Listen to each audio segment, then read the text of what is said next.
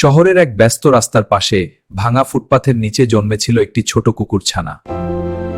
তার গায়ের রং ধূসর, চোখ দুটি বড় আর ভীতু। দোকানদাররা তাকে ডাকত ছায়া।